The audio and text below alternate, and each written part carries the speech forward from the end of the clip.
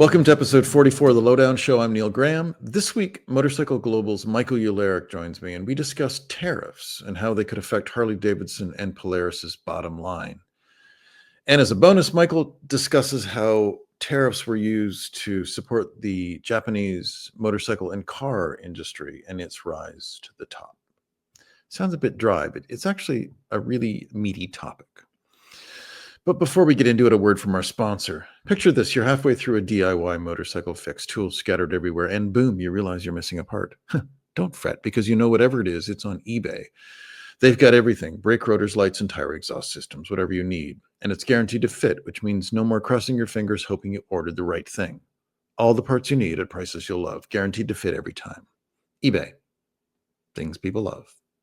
Michael, there's lots of talk of tariffs, and someone like me who can barely manage a bank account has a sort of a general understanding of what tariffs are, but I don't really know in a real sense what they mean and how they affect businesses. And of course, our thing is motorcycles. So can you take me through what do tariffs do to the production of motorcycles? Okay, so it's very similar to the automotive industry. I mean, it is. We often refer to it generically as the automotive industry, 2 and 4 wheels. Motorcycles, like cars, are assemblies of components. So it's not like sometimes people oversimplify and think that, you know, boxes of pieces come into a factory and then a finished vehicle rolls out the other side. That's not how it works, and it hasn't for a long time. So a motorcycle manufacturer will design perhaps the whole thing, engine, everything. And then you have different suppliers doing different pieces, and it'll go down to individual components. So, for example, in the context of, say, an automobile, a car seat seems like one component, but it's not. It's one component subbed out to a manufacturer like Magna or Johnson Controls, who then subs out parts of that seat, who then sub out materials. So the fabrics are cut and sewn by a supplier in the Far East, shipped to another supplier in maybe a different Far Eastern country, and stitched into a cover, which is then shipped to another company where the foam is added on. Meanwhile, in Canada, somebody's small business with 30 employees is stamping a metal rail. That's the seat rail. That gets sent and on and on. Eventually, these pieces manage to merge into clusters. The clusters merge into sub-assemblies, which merge into a part, like a complex part, like a car seat, which has electronics and heating elements and everything else. And motorcycle is no different. You could be talking about the motor. The motor might have 150 different vendors all over the world. And the parts, the reason why we're able to get such amazing high-performance motorcycles for the prices that we do is because the global automotive supply network has, with governments over many decades, built these trade agreements that allow the piston to go from Vietnam to Thailand back and forth 4 times before it becomes an engine. And then that engine, you know, comes to the United States and gets bolted into a Polaris product or something. And when you put up trade barriers in the form of a tariff, some kind of export duty, or just a greater level of inspection and certifications required for parts to come in, it just gums up the whole system. It slows it down, and it adds cost. And obviously a tariff is a direct cost added. So for any manufacturer working in the United States, I'm talking about companies making motorcycles inside the United States, their parts just got 25% more expensive. And that is going to get passed on to either to the consumer as an additional cost in the price, or the manufacturer will have to eat that cost. And that's where you're going to see layoffs. That's where you're going to see cutbacks to new programs. That's where you're going to see, okay, we're going to cut the price on the new vehicle, but we're going to remove some features, that sort of thing. So it's extremely punitive. And for anyone shipping things to, like, finished bikes, say, to the United States, that 25% tariff gets added on. It's less damaging for the exporter, because most motorcycles in the world are made in lower cost jurisdictions and are frankly made by manufacturers that are better at it. So they will find ways, as they have in the past, to eat some portion of that cost, but ultimately it will elevate the cost of vehicles to dealers who are small businesses, multi-million-dollar businesses, but they employ 10, 20 people. They're your local dealer. They're your neighbor. They're going to get hurt because they have to finance all that. And then ultimately, you and I as consumers will have to eat some portion of that as well. Is there an argument, or can an argument be made that tariffs ultimately work? Let's take a broader view of this. So for instance, this additional 25%. Where does that money go? And is there any way of tracing that money? I presume it goes to the government. Where does that money go? And is it possible that money reinvested into the U.S. could make a company that can now start making the cloth, the fabric for the seat, or the rail? Is there any? Because we hear a lot about the notion of a tariff and how complex, and you laid it out beautifully. But is there any proof that you're aware of that there can be something positive from that? Well, absolutely there is. So there is, like in anything, the two sides, there is a positive benefit. So tariffs are collected by some tax collecting body, depending on the country. I'm not familiar with the United States, revenue model. The issue is, how is that money distributed? So I'll give you great examples. Japan, a country that dominates automotive, both 4 and 2 wheels, have enormous barriers to entry. To sell a motor vehicle in Japan today is extremely difficult and very unprofitable, which is why it's essentially a closed market. You can buy anything you want in Japan. They're just very expensive. And it's not an open market. Europe for a long time was not an open market. Italy was very protectionist for many, many decades. So what that does is it allows domestic producers to increase their efficiency, ideally invest in new product and R&D, and put themselves into a better competitive position. India, crushing tariffs, crushing. If you want to sell motorcycles or cars in India, you have to produce them there. But once you produce them there, then it's like you have access to the world's largest motorcycle market. And India has used that barrier to, grow its domestic market because its domestic players were weak. They were technologically backwards. They were, they had limited access to capital, but they had this big hungry market. So that's how Hero became, the Indian company Hero became what it is. It was Hero Honda, Hero-Honda. The Japanese had to, in order to play, have JV, joint ventures in India. So Hero partnered with Honda. TVS partnered with Kawasaki, and so on. Piaggio with Bajaj. And after 20 years, that barrier was lifted, because after 20 years, the Indian government rightly said, we're competitive now. Now, Honda immediately over 5 years crushed its former partner and is now the fastest growing brand in India because they make a better motorcycle. They make best motorcycle. But at the end of the day, they have a competitive market. It has brought Indian brands like Bajaj and TVS to a global standard, and they have gone out, buying Western brands, and they're successful, and Royal Enfield as well. So to answer your question, yes, trade barriers can be beneficial in protecting a market with weak incumbents. The negative side of that, the flip side of that is, obviously, it's not a free market at that point. You can't cry freedom and say, the market is always right if government is putting its thumb on the market. And your, part B of your question is, countries like India and China and Japan, especially Japan, when they enacted these barriers, were very concentrated and focused on distributing the money collected through these tariffs and trade barriers for industrial development. Mm. So, how did Honda become Honda, or Toyota? Well, they had, the Bank of Japan essentially writing blank checks saying they're not gifts, they're loans, but they might as well be gifts because the loans were repayable over ridiculous long terms and with very low interest rate. So the people of Japan protected their manufacturers, collected revenue, and then gave that money back to their manufacturers so that they could get a leg up. And, they all developing countries did this at some point. The United States did this to Britain when it was newly independent. And it wasn't fair, but it built up the US industrial base. So there are pros and cons. The Lowdown Show is presented by advrider.com and supported by ebaymotors.com.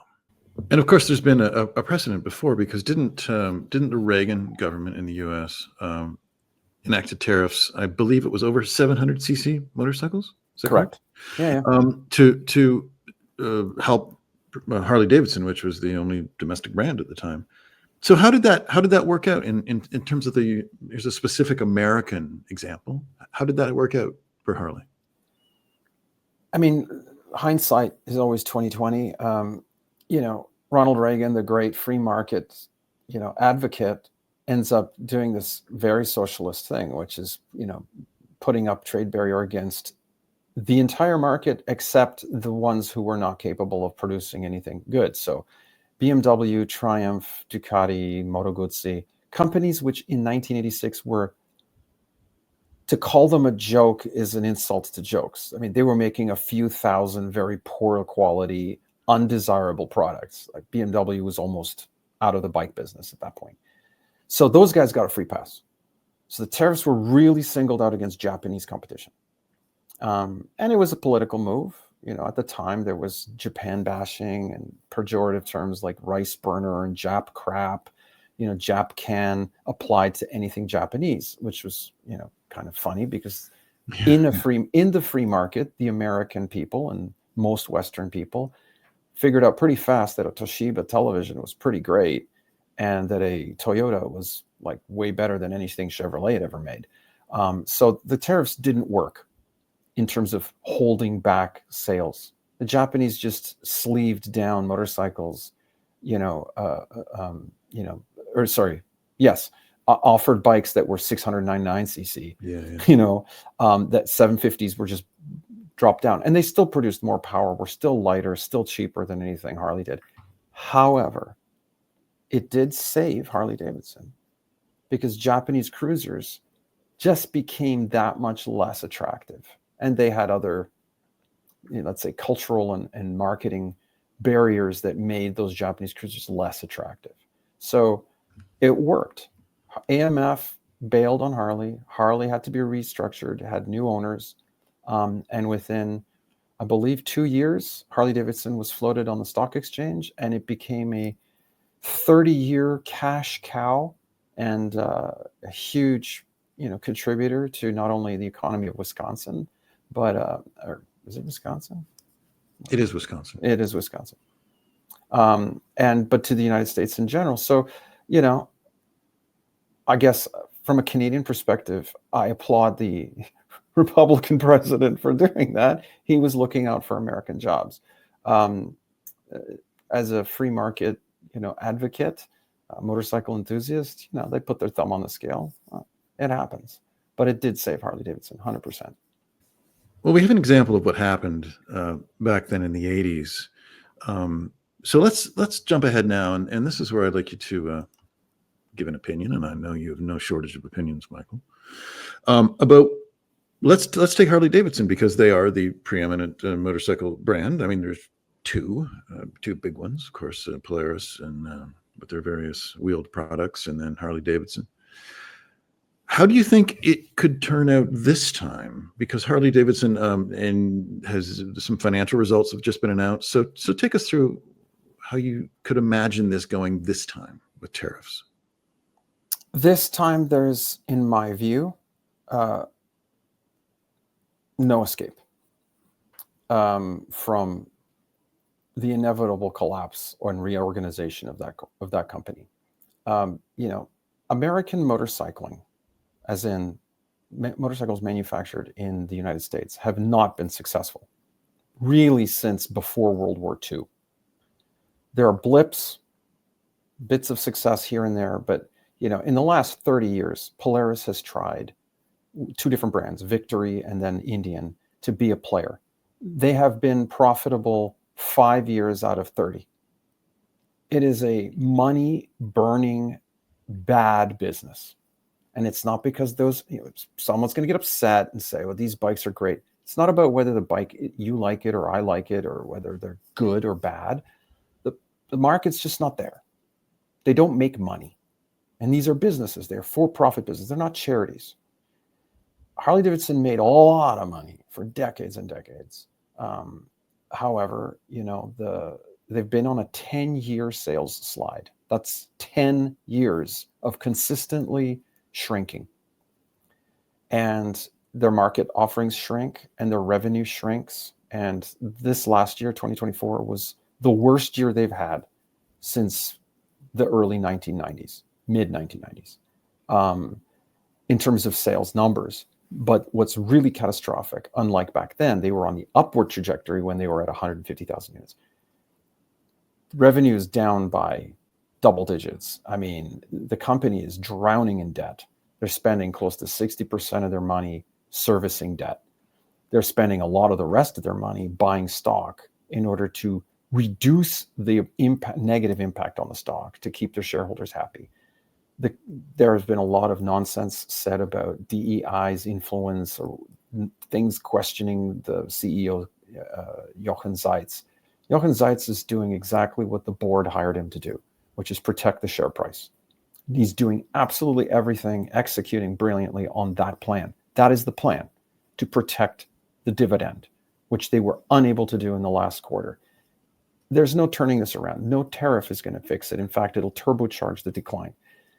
Most of the profit that Harley has made has been by reducing cost. Sorry, I'm going to jump in, Michael. Sure. So you just and explain this, if you could, a little more detail so I can understand.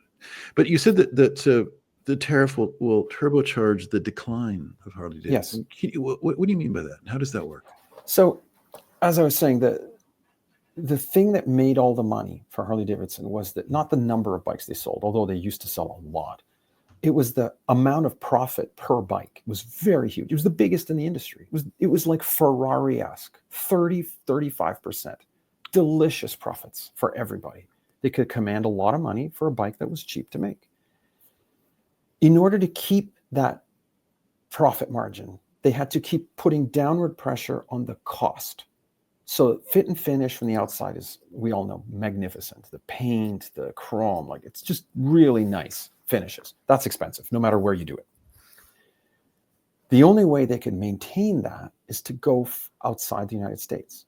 So a lot of American Harley content comes from the Far East and from Thailand, which is one of the largest motorcycle components suppliers in the world, Vietnam increasingly, obviously China. Still, a lot of components come from China. And again, the wiring loom, so the wire and the connectors will be Chinese. And maybe the wiring loom, the harness is made in Taiwan, a Western democracy, but the components came from China. Right. So you see, it's like this web of layers. But ultimately, and then Harley Davidson back in the Reagan era, everything was predominantly made in America, correct? Correct. Oh, yeah. And that's the difference now, is that Harley is sourcing globally, and in the Reagan era, everything was made. Probably. I mean, I wouldn't say everything, but most. Much. I mean, it was a big deal. I'm old enough to remember when they went to Japanese, Denso, fuel system components. Or show a something like that. How dare they? But, in the end, the product was better and it was cheaper. And so, no brainer. Right. And the world is like this. And it comes down to not just even, there's a second layer here that many people who read and ADV writer and listen to this podcast wouldn't maybe know, that it's not just the parts in the bike, it's the machines, it's the parts for the machines that make the bike. Right. Even in a factory in Wisconsin or wherever, you have robots and you have die, presses and things like this. And those machines used to be made in the US. They're almost all German, Chinese, or Taiwanese or Japanese. Right. And they require, these machines last 20 years, but they require constant service. A 50,000 pound press is not a machine that you just plug in and forget about.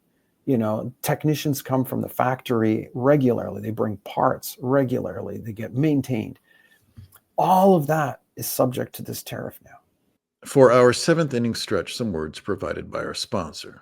Picture this: you're in the garage, your favorite room in the house, and you're tuning up the engine with parts that you bought on eBay.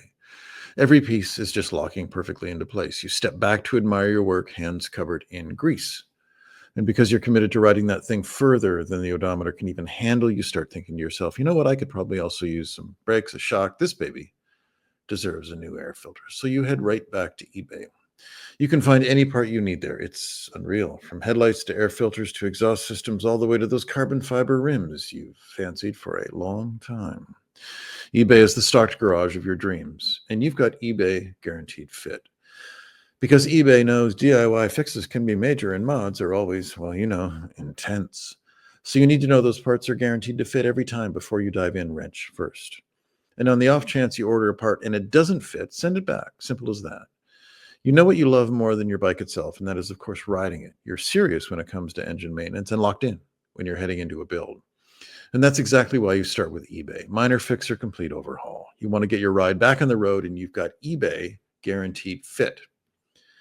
So eBay went and created something called My Garage, where all you have to do is add your ride's info to get the exact parts that fit. When you see the green check, you're a click away from that part, clicking perfectly into place. Well, now that you know all of this, imagine standing at that open garage door at the bike you love more than anything, knowing that anything is possible, whether it's keeping it on the road forever or turning it into something that's never been on the road before. Because with eBay, your garage just got a whole lot bigger. Get all the parts you need at prices you'll love, guaranteed to fit every time. eBay, things people love. Now back to my conversation with Michael Uhlarik. The competitive landscape for American motorcycling, is very steep. You have higher technology, lower cost products from almost every direction, from Europe even, certainly from Japan, obviously, market leaders, and increasingly from India. And of course, the Chinese product is excellent, as anyone who's ridden a CF Moto or a Cove will tell you. So the strategy for survival was to stay niche in a category that, like cruisers, which no one really else took seriously, and to own it, and they did, and that was a good strategy. The challenge. We're talking Reagan era. No, just generally. I mean, for the last 20, 30 years, but it's even the last 10. Right. So it was an incredible bull run. Billions were made. Fantastic dividends were handed out, and a company like Harley Davidson became a safe investment. I mean, some of the biggest shareholders are like the Ontario Nurses or Teachers Pension Fund. These are not radical, bikers. These are organizations looking for a safe place to park their money and get a return. And it was for a long time. But only as long as they had those fat profit margins. Structural decline is a situation where there's almost no single or several ingredients that can alleviate the downward spiral, and that's where they find themselves. There's just not enough consumer interest in the type of product they're making. It's not to denigrate cruisers or the brand of Harley Davidson, one of the most recognized brands of any kind in the world. Mm. But how many people are willing to open their wallet and buy a $15,000 to $45,000 recreational product?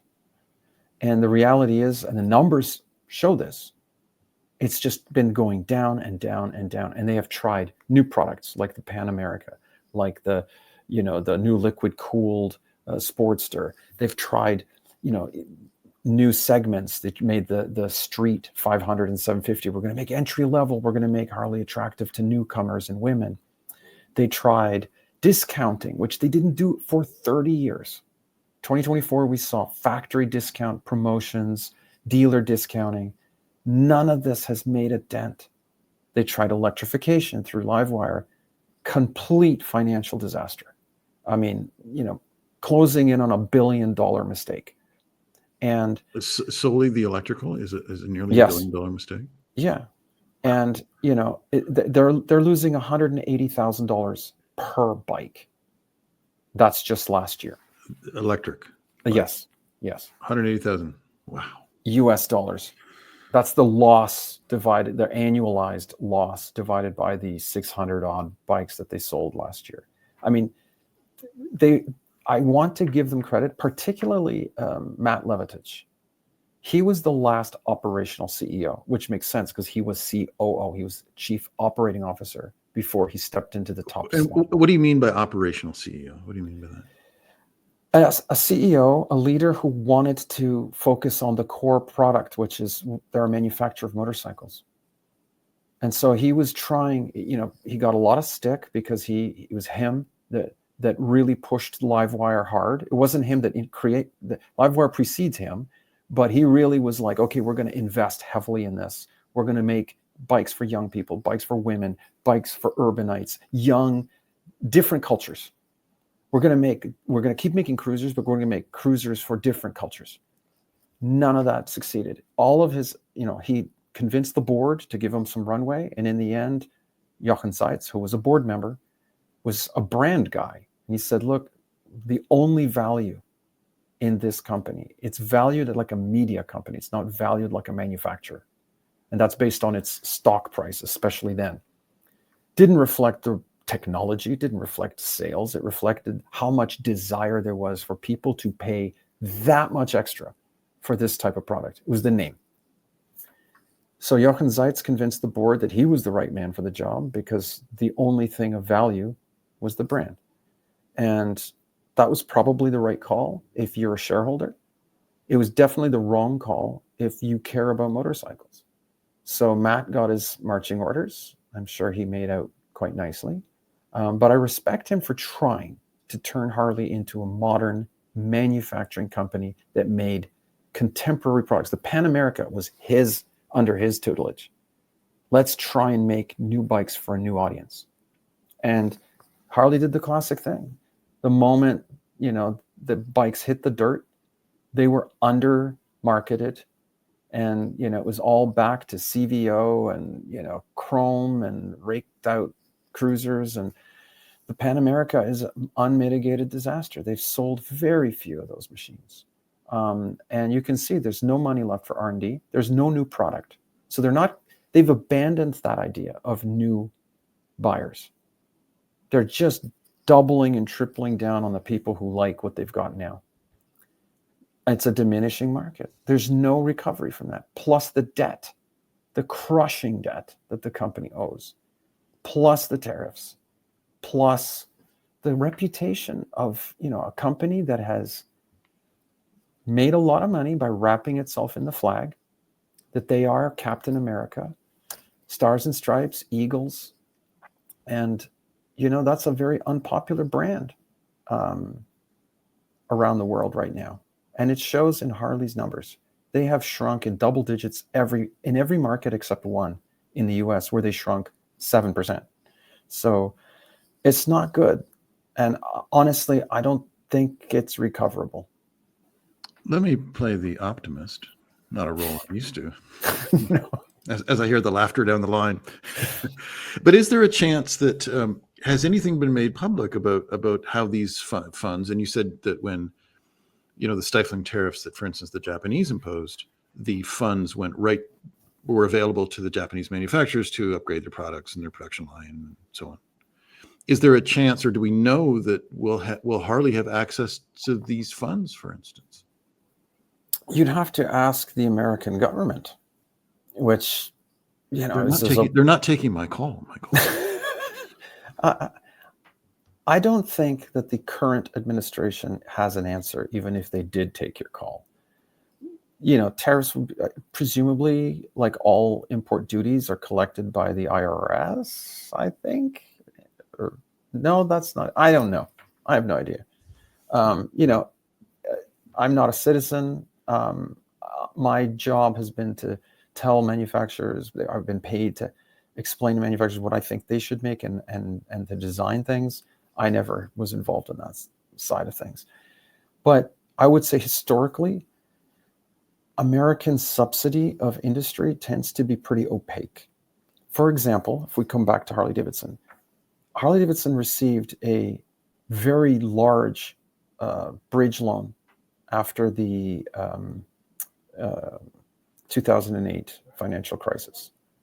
And it wasn't a secret, because at that time, at least, the United States government was still quite transparent, but it was kept quiet. And then when it eventually came out, it was just like, well, yeah, this is a big employer in 3 states, and it's an iconic label. It stands for America in many ways, and yeah, they needed a loan to get through this unprecedented financial crisis. And so what? Japanese did it, the Europeans did it, Canada did it. So I don't know where that money came from. I believe it was from the U.S. Department of Energy or something like that. It's published. You could look it up. I didn't prepare that specific data for this conversation, but it could come through through a department specific to labor because it's supporting jobs, or it could come from some other new entity like Doge or whatever. But you'd have to ask them. The difference is that Japan, when they were doing this, they did it through the BOJ, the Bank of Japan, and through the Manufacturers Association, which is a committee composed of public figures, elected officials, government strategists, and then private sector. So, Toyota, Yamaha, Honda, they're all sitting at the table. Right. So, they're able to say, this is what we think is the right thing to do. And the government would say, well, this is what we think is the right thing to do. And they come to some consensus. And then the BOJ just, granted these loans. It's like what's happening now with Nissan and Honda. Basically, Nissan is unsalvageable in French government hands, which is where it's been for 30 years as part of Renault. And Japan is saying, this is a important part of Japan's corporate legacy, and it's an important brand, and it employs hundreds of thousands of people. So it's being repatriated to Japanese control. And my understanding is that they basically told Honda, you're going to take over Nissan. And Honda said, we have no interest in that. And the Bank of Japan said, and here's the money you're going to need to do it. And then Honda said, sounds like a great plan. So, and it is a great plan. Citizens shouldn't let fundamentally strong organizations that employ their people die because of macro shocks. Now, if a company is just badly run and makes continuous mistakes, that's a different story. The Lowdown Show is presented by advrider.com and supported by ebaymotors.com. So let's tease this out with Harley Davidson a bit, because there is this we motorcyclists can be very dismissive of tribes that we are not a member of, and much as I love panhead choppers, I'm not really a Harley guy, and yet Harley is important. I think it's an important idea, and as you said, any company like the Nissan example that you just gave, you kind of want to see them around. This is not some little brand. It's important. It's important to the culture of America, and there are just as many Harleys running around the streets of Canada as anywhere else. What would you here? And here's my question, which is, let's just say that, and I don't think this is the case based on what you just said, but let's just say, had there been an organized approach to the tariff, where we were talking with Japan, there was the public and the private, and they got together with the bank, and it was all very regimented. How the funds were put back into industry. Let's just say that same thing happened in America. Let's just say that Messrs. Trump and Musk got their stuff together, and the money went to Harley. What would you tell Harley Davidson? Because this is your Motorcycle Global. This is what you do. You're a pundit. And you also give advice. What would you say to Harley? Where should they go? What should they do? I've thought about this a lot. Look, I don't like a lot of what I would call manufactured culture around Harley Davidson. But I concur with everything you just said. The world is a better place with a healthy Harley Davidson. America is a better place with a healthy Harley Davidson. I would say to them at this point, not knowing, like, I can't answer the finance piece. Like, how do you come back from those catastrophic situations in terms of debt and stuff? But I'm sure there are 100 guys on Wall Street right now who would be like, oh, I could do that in 20 minutes or whatever. I have no idea. Right. But in terms of what to build, Matt Levatich was right. You need more roads to Harley Davidson. You cannot keep listening to this, like, this navel gazing, where it's like, we got to listen to our core customers. Your core customers are all that's left, man. And that's what's killing you. You know, this is the same thing that, you know, this is part of what killed Ducati several times. As the owner of one of those, you know. Now they killed themselves, and now they're killing you and I slowly. Exactly. By oozing, as we speak, oozing fluids onto our garage floors. Yes. But, you know, the same thing, like, there's this, I would summarize this whole conversation like this, because you've been skirting this in your questions. As motorcycles are super emotional products, and we're all enthusiasts of this type or this brand or this type of ride, or, you know, and that's great. We enjoy something that most other consumer products, cars, can't dream of having. Nobody has ever tattooed Toshiba onto their back, correct? Right. Show me your back. Show me your back, Michael. No, that's it. You know, and you know, the fact that it's not just that there are, like, loyal clubs for, like, you might find an MG of America club for, you know, MG sports cars. Sure. But is there, like, a club for a specific model? That's where we are with motorcycling. Like, the KLX people KLR people are they're not Kawasaki enthusiasts. They couldn't give a shit about a Ninja. You know, they are KLR, you know, diehards. And so, as our Goldwing aficionados. VFR, Yeah. Piaggio, nobody. Vespa, a million. And then don't get me started about the Lambretta people. And that's like literally Catholicism and Protestantism. And then just like that, within Lambretta, there are, like, subsects, like, of course, yeah. TV 175 or a Louis, like, you know. And here I thought you were my kind of man. Exactly. You know, people have died for less than that. So I love that about biking, but it is a business. And if we want to enjoy the crazy, like, I love panheads and nothing else, then the company needs to stay in business. And what you said is really important. I've lived through corporate restructuring, and I've been terminated because the job was eliminated. I know that feeling. The drive home, thinking 100 million miles an hour, what am I going to tell my wife? How am I going to pay the mortgage? Right. What do I tell my kid? I've felt that. I have been that. When a company like Harley gets in trouble, it's not just you and I. It's not about the guy who's got a Harley in his garage. It's about the families that are being carried by someone working there who, at a factory level, whether they're on the shop floor or whether they're, especially if they're an R&D, you know, an engineer or a technician or a finance person, you know, supports a whole family.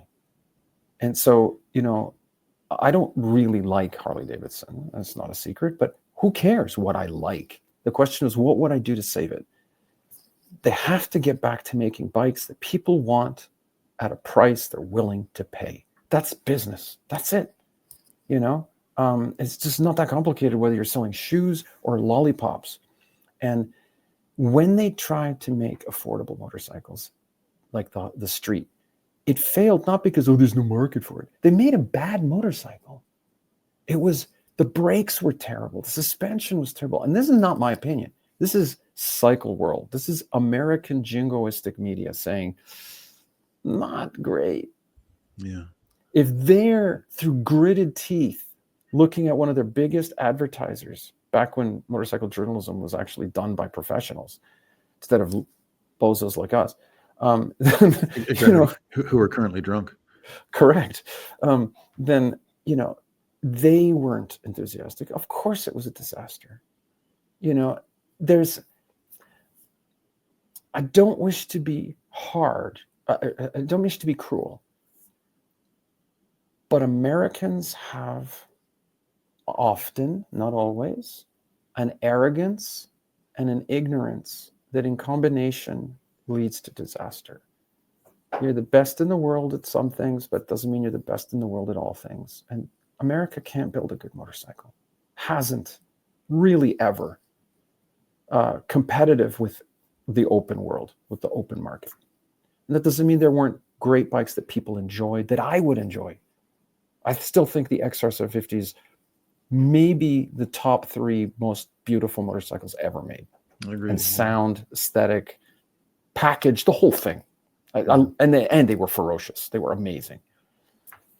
So it's not a critique that there aren't brilliant people. Of course there are. There's probably 300 guys at Harley right now who, if they were listened to, could pull it off. Who knows what was never finished? They got killed by management because management was looking at the quarterly stock price.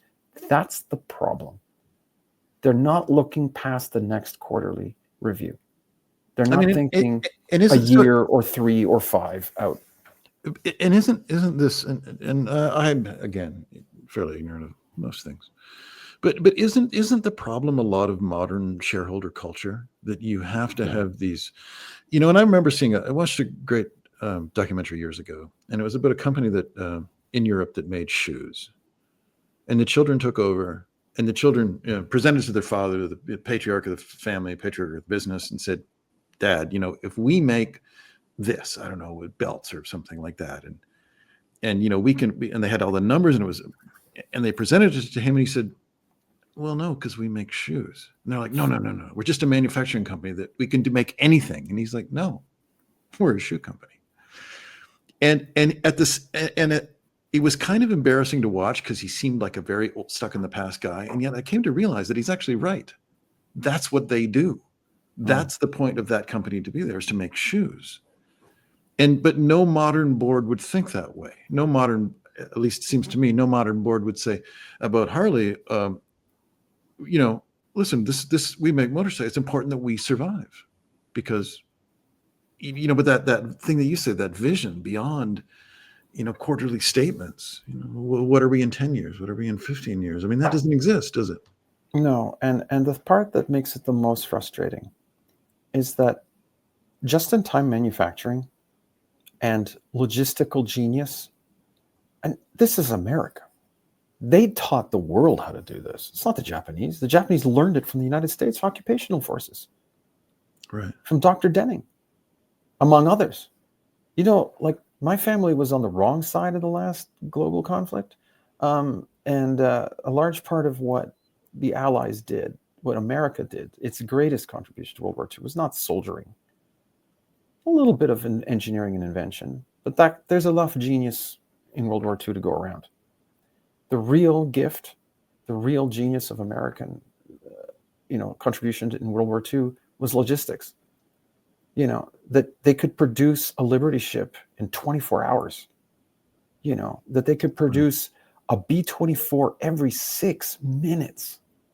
That's not a miracle of scale. Soviet Union had scale. Nazi Germany had scale.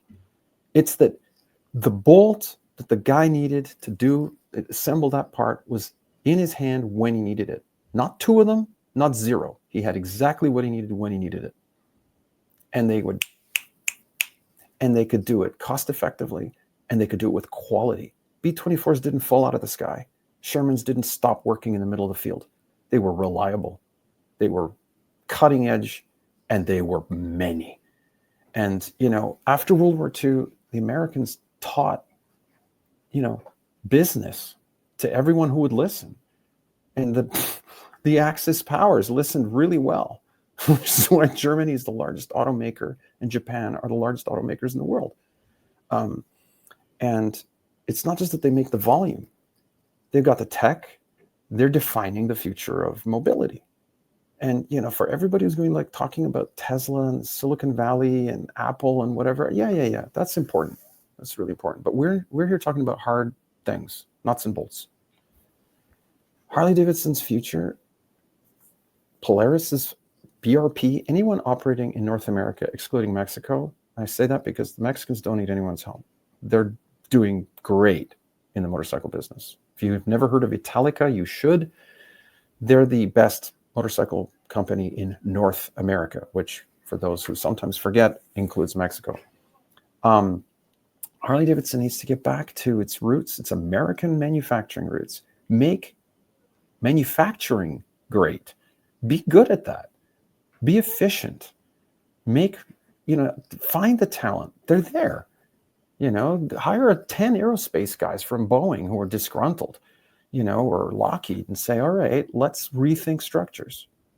And if marketing in America is so great, and they keep telling us that it is, then convince the consumer that Harley Davidson can be a young person's motorcycle, mobility product, and stop listening to, and I'm sorry for all the enthusiasts out there, but stop listening to 1960s protest music. I don't care. Nobody does. You might like Bob Dylan. You might think the 70s were awesome. Nobody under the age of 30 gives a damn. I mean, just put that in the ads, but leave that thinking and choppers and, outlaw. Put that in the back the way Ducati did. Use it to make a great marketing story, this amazing cultural icon. But the products in the foreground are state-of-the-art 21st century products. And maybe, just maybe, listen to some outsiders, as in non-Americans, who know how to make a motorcycle. Would it be so hard to go to Japan or to China or to Italy and go, you guys really know how to do this? Can we partner with you quietly till we relearn how to do this? I think that's the only strategy that'll work, but it will take 3 to 5 years minimum. In closing words provided by our sponsor, picture this: you're halfway through a DIY motorcycle fix, tools scattered everywhere, and boom, you realize you're missing a part. Well, it's okay, because whatever it is, it's on eBay. They've got simply everything: brake rotors, lights, entire exhaust systems, whatever you need. And it's guaranteed to fit, which means no more crossing your fingers and hoping you ordered the right thing. All the parts you need at prices you'll love, guaranteed to fit every time. eBay, things people love. Thank you for listening to The Lowdown Show.